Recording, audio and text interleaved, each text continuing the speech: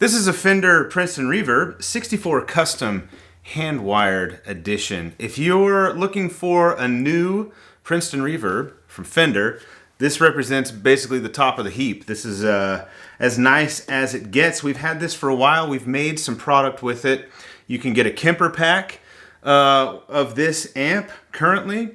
You can get an impulse response pack with the speaker in this amp, which is what this video is about. And we made a helix patch using those impulse responses. So, speaker. This one comes from the factory with a Jensen, made in Italy. That's pretty cool.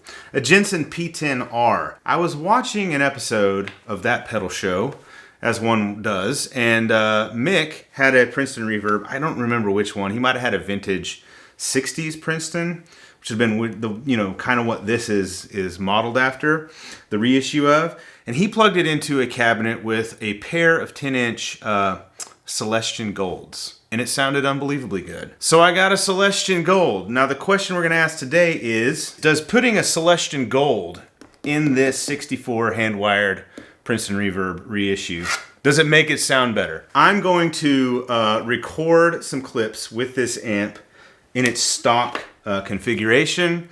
I'm going to record the guitar directly so that I can then reamp straight back into the amp once I put the gold into it. Look at this. Isn't this nice? We're going to use this Telecaster today. It is a homemade Tele, I guess you could say, with Lambertone's Blondies pickups, a thin line.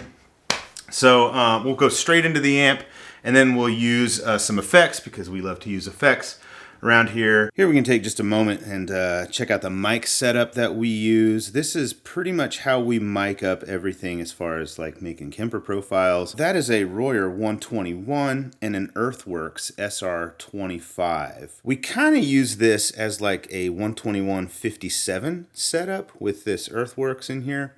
Bradford and I prefer the Earthworks SR25 to the Shure SM57 most of the time. It feels like it does kind of the same thing, but just sounds smoother, less harsh on the top end. So I'm going to dial this in. We've got the amp. This is in a spare bedroom that's down the hall from the studio over there. So we got the amp. We'll get it dialed in, and this way we can mic it and monitor it through the studio monitors and hear exactly what this mic'd amp sounds like. So if all goes well, what you will see next are going to be a series of clips where you see the stock speaker, then you see the gold, and you can hear how they sound back to back.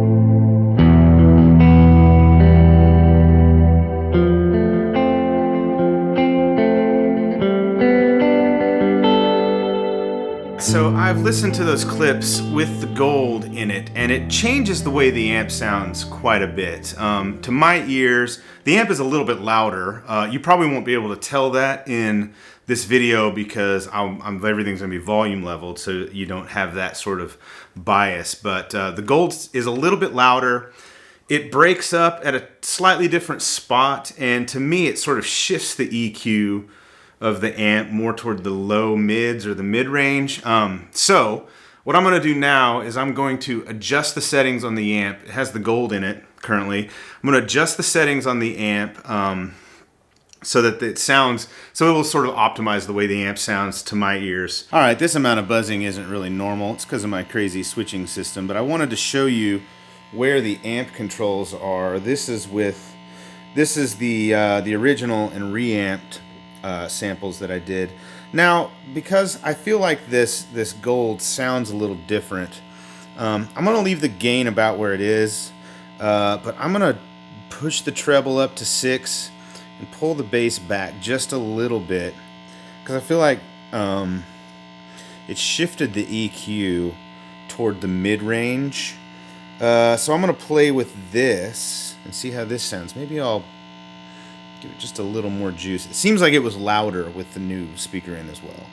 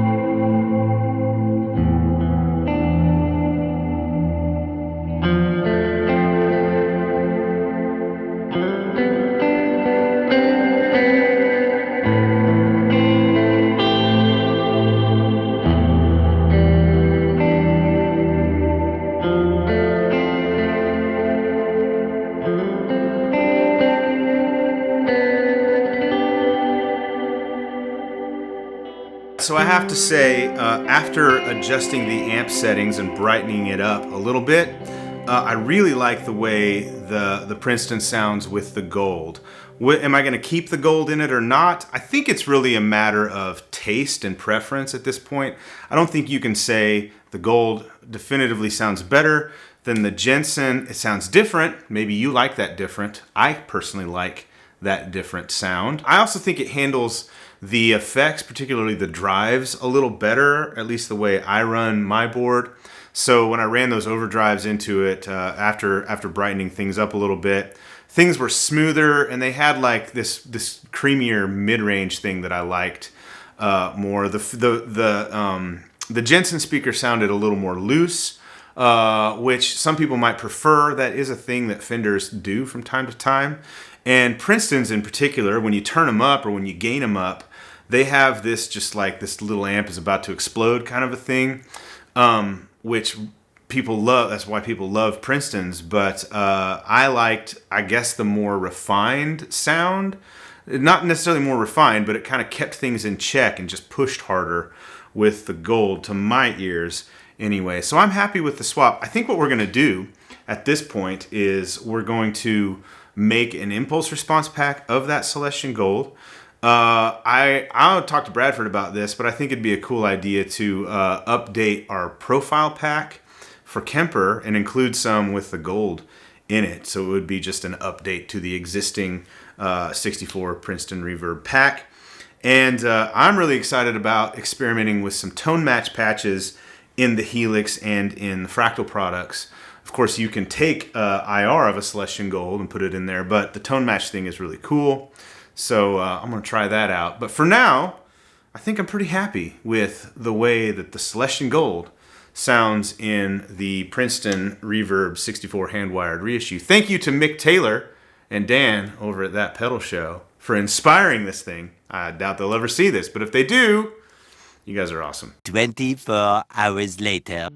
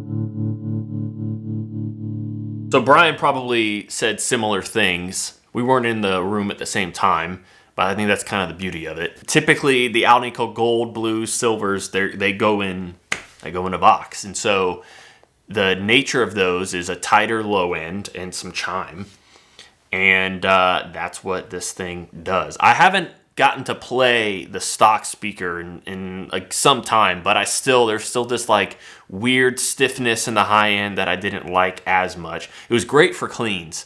The cleans both sound great regardless, but something about the way it overdrived.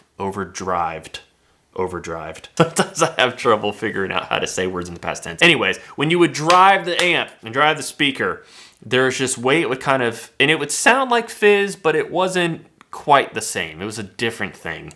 And no matter how we tried it, we would hear that. And that honestly could be, we need to wear the speaker in way more. That could be part of it. But life is too short to use something you don't like the way it sounds.